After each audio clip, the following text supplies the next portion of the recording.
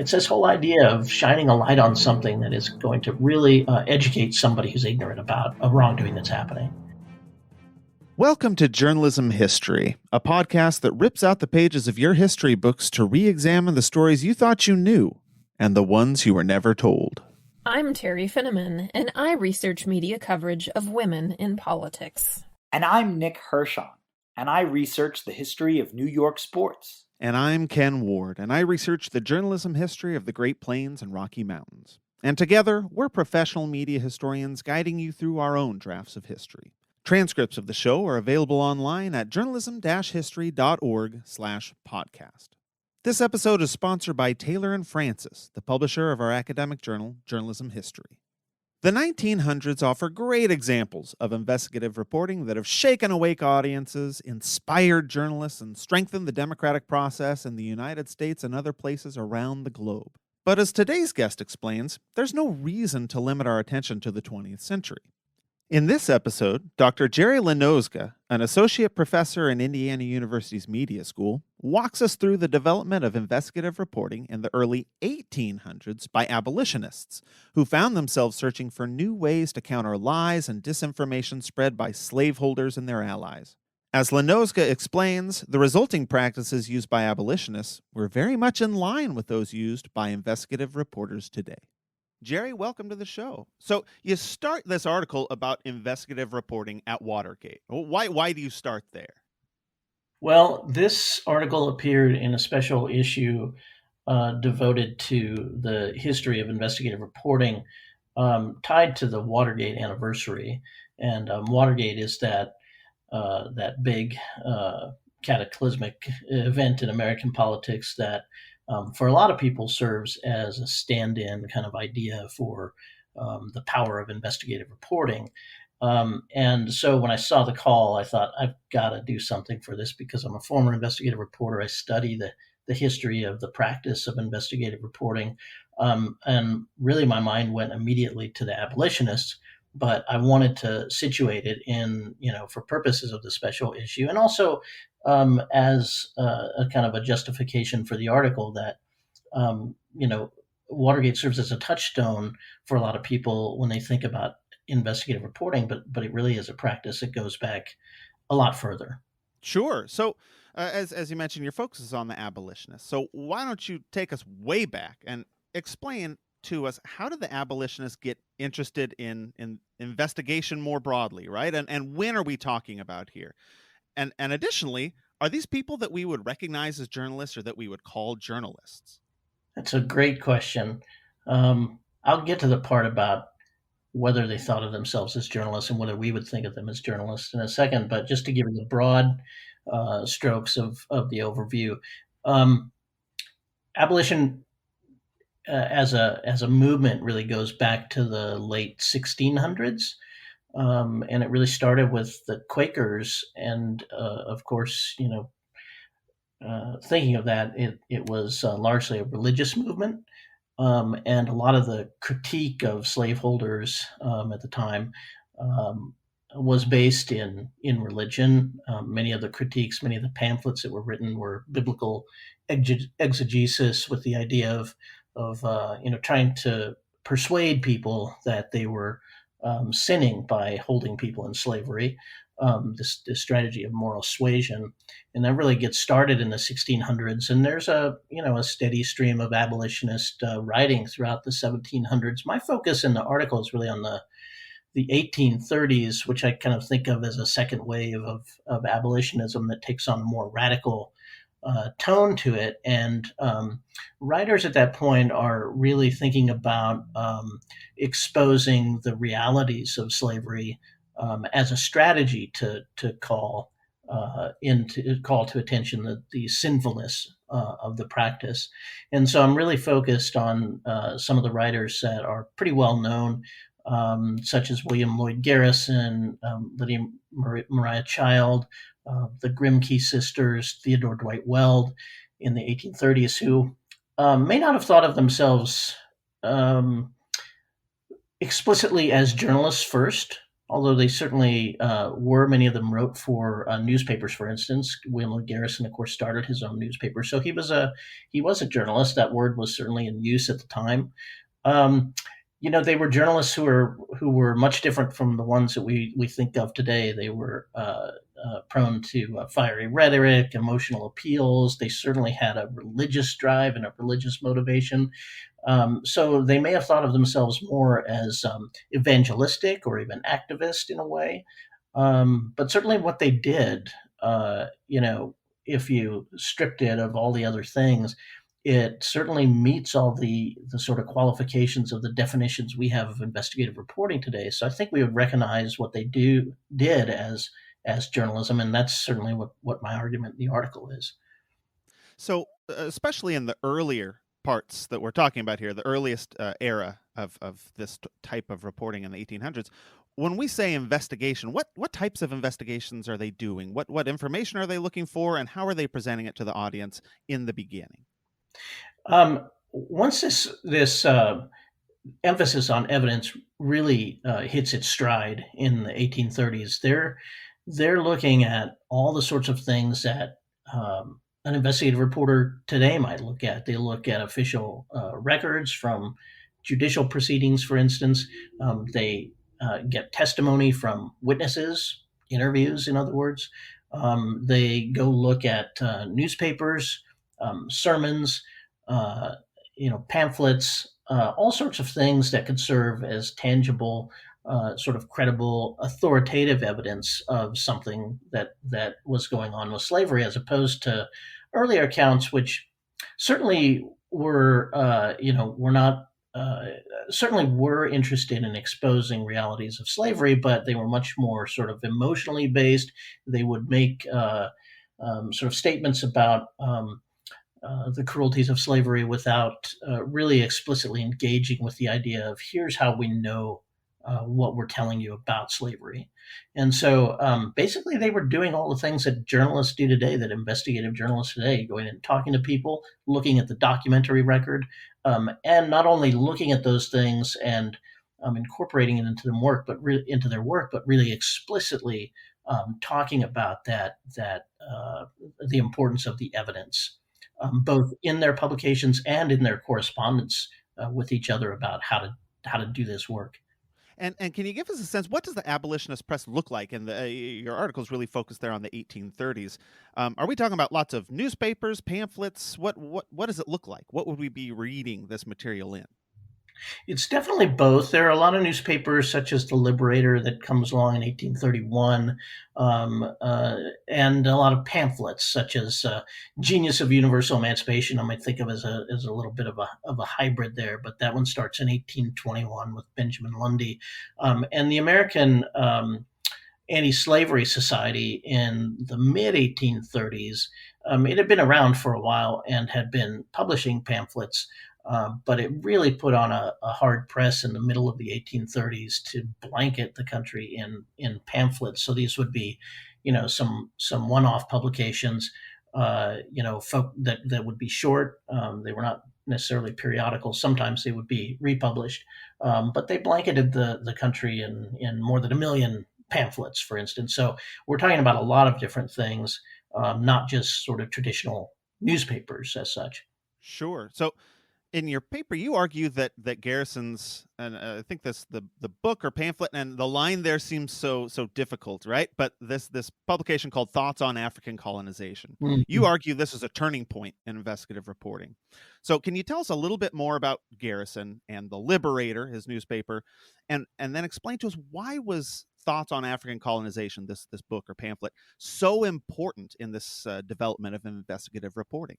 Sure. So Garrison, like many abolitionists, started out in the 1820s with the idea that we can do this gradually, and we might do it. We might abolish slavery, for instance, by um, taking freed former slaves and formerly enslaved people and sending them away, sending them out of the country, colonizing them, in other words, in another place.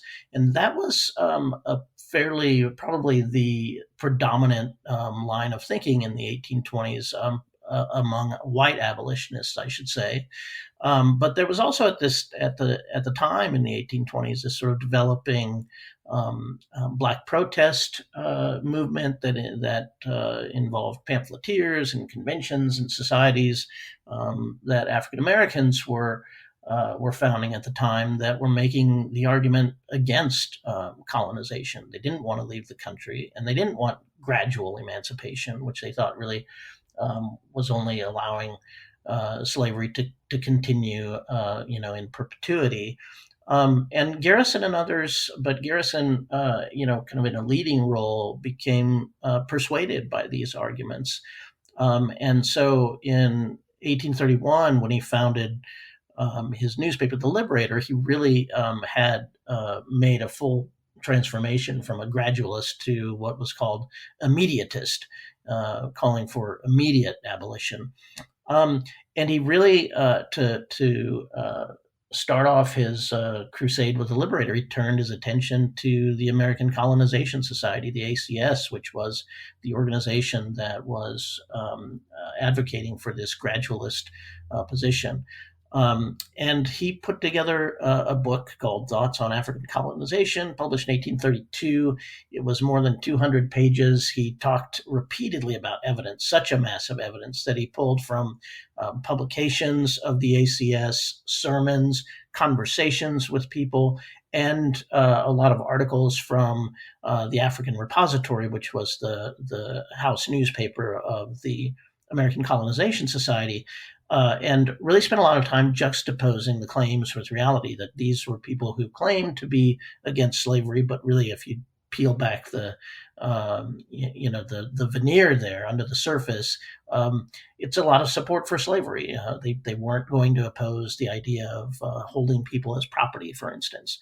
And so he juxtaposed these stated views with what was really going on in the sermons and so forth, and the lack of credibility of the colonizationists with extensive, exhaustive footnotes. And then he kind of countered that with the idea that the evidence he was presenting was credible and authoritative, basically hanging the colonizationists on their own words. And so this was a new idea, right? Or at least relatively new. Can you tell us more about that? Do you get a sense, were there other places where this type of verification was occurring in the press, or is this a fairly unique episode that came out of this abolitionist movement? Did you get a sense of that during your research? My argument is that this is innovative. Not to say that there weren't some one-off examples of people doing investigative reporting, what we would call investigative reporting, because by the way, that phrase investigative reporting or investigative journalism doesn't even come along until the mid 20th century, the best I can tell. But people were doing exposure journalism, whatever they called it, hundreds of years ago, and certainly in the colonies before the United States was founded.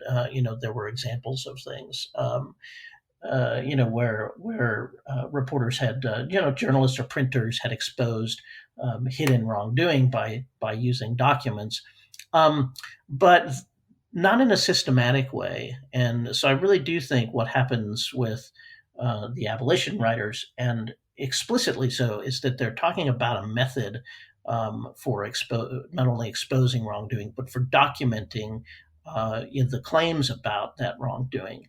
And you don't see it in a real systematic, sort of broad way until it comes into its own as part of this activist movement of abolitionists.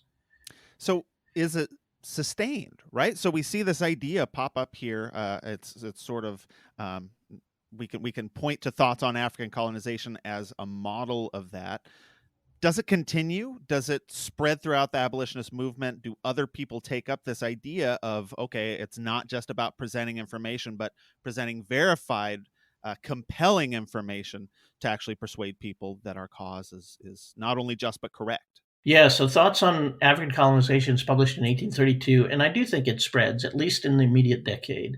And one of the key figures I focus on is Theodore Dwight Weld, who was an anti-slavery agent. He was commissioned by the American Anti-Slavery Society in 1834 as the agent for Ohio, and his commission explicitly instructed him uh, that his goal was to show the public the true character of slavery, to expose hidden truth with facts, and facts is in all capital letters in the commission.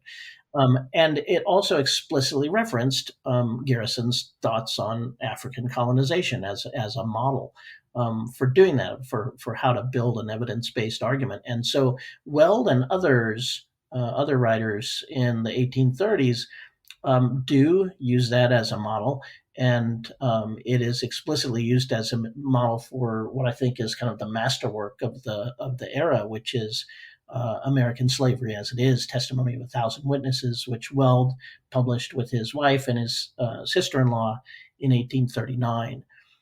And it is really an amazing document to read. It's what got me interested in this whole idea in the first place, because there was an actually circulating copy of the original printing in our university library at Indiana University, which I was just amazed by. And reading it is just astonishing. It's a compendium of facts and evidence, footnotes and annotation, and it's just a fascinating thing to read. Well, so let's explore that just a little bit more, because as I was reading your article, Weld's approach seems fairly sophisticated, right? And it acknowledges, or it seems to me to acknowledge, that eyewitness testimony isn't enough, which, when you read some of the examples that you provided in the article alone, right, just a few, the testimony is extremely compelling, but they're recognizing in this era that eyewitness testimony isn't enough. It needs verification. There needs to be more work behind it to actually be persuasive. How did they come to that view? What made them, where did that spark come from that said, okay, the stories aren't enough, we need proof behind them? Yeah, that's interesting. I think there's a sense that develops over more than a decade of advocating for abolition. That the Southern plantation class is not just sitting there, reading and listening to things. They're talking back, and in their arguments, they make arguments about well, the myth. You may have heard the phrase, the myth of the happy slave. This is the idea that people who are enslaved on plantations are really happy. They're well treated. They're well fed and taken care of, and really they're in the position in society that is the best and highest use for them. And so there's this rhetoric that is being put forth by Southerners, and in many cases, being um, if not avidly believed, being sort of allowed for in the North among people who may not have gone to the South. They don't really have a sense of what things are really like, and even those who have gone there, as Angelina Grimke pointed out in one of her speeches. She said, people sometimes go to the South and they enjoy Southern hospitality, but they never really peer into the dark corners. And so, what we need is not just arguments and logic, but we need testimony and we need facts. And eyewitness testimony was part of that, but it was much more powerful when it was verifiable. And so, in some ways, the evidence from fugitive slave ads, for instance, that were run, in Southern papers all the time, describing the terrible injuries that some of these fugitives bore from their time working on plantations and so forth. Those sorts of evidence could be much more powerful than the eyewitness testimony alone. And so when they were putting together this book, American Slavery as It Is, they sent out, Theodore Dwight Weld sent out a form letter around the country to as many people as he could think of, abolitionists and people who had lived in the South, seeking evidence, testimony. And some of the rhetoric is just incredible. I think, as a person who teaches investigative reporters today, I think about a quote that he said. that could be a good kind of rallying cry for investigative reporters today. Give facts a voice, and cries of blood shall ring till deaf ears tingle. It's this whole idea of shining a light on something that is going to really educate somebody who's ignorant about a wrongdoing that's happening. Sure. Well, the abolitionist movement splinters, if I understand right, soon after the publication of that book by Welder, that pamphlet, American Slavery as It Is. So, if the abolitionist movement kind of splinters, how is this like thought technology of verification perpetuated? How does it continue and sort of diffuse throughout journalism?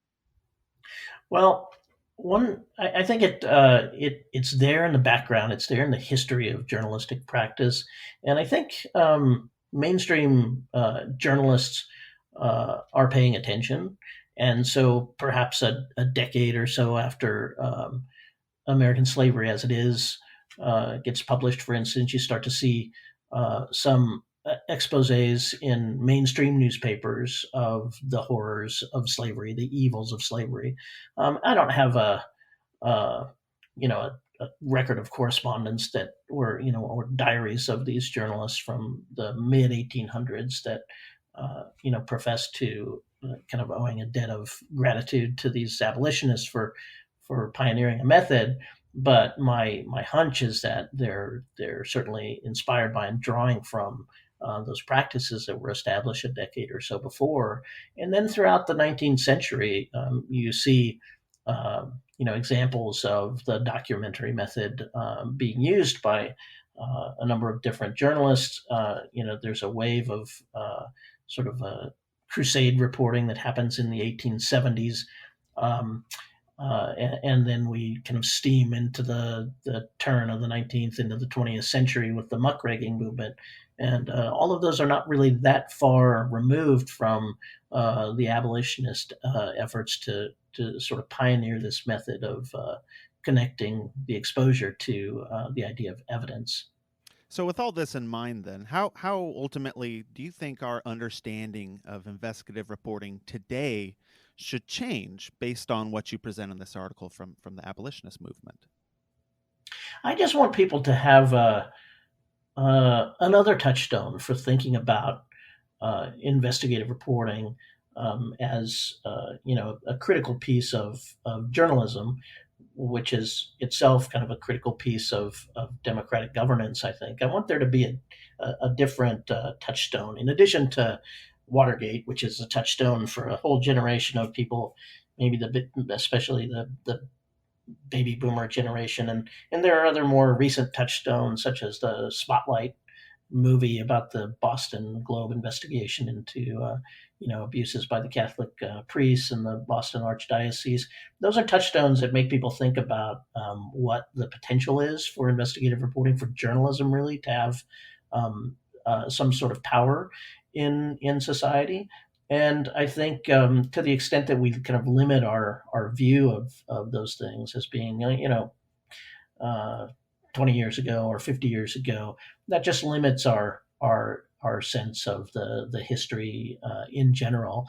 And I think it's important to kind of get that right, to know that Woodward and Bernstein didn't necessarily innovate things that they were doing in the 70s. That these things have been going on for a while. Sure. Well, listeners of the show know we have one last question that we like to ask all of our guests. I'm interested to hear your response. Jerry, why, in your opinion, does journalism history matter? Well, really related to the answer I just gave you about investigative reporting, journalism has been called the dialogue of democracy. I think David Broder said that. And my own advisor, Dave Nord, called journalism the literature of politics.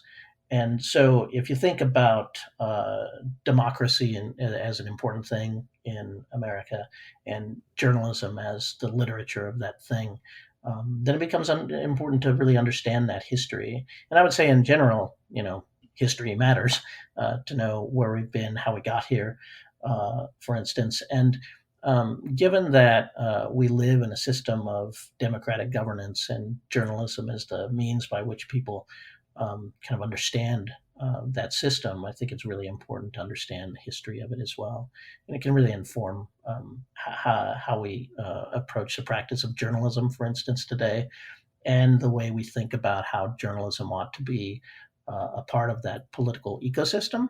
And so it can really serve as a way that we think about, for instance, how do we what do we do to make journalism survive into the future? Absolutely. Well, Jerry, I really appreciate you being on the show. Thank you so much. Thank you, Ken. Really appreciate the conversation. Well, that's it for this episode. Thanks for tuning in, and be sure to subscribe to our podcast. You can also follow us online on Twitter at JHistoryJournal. That's all one word. Until next time, I'm your host, Ken Ward, signing off with the words of Edward R. Murrow. Good night and good luck.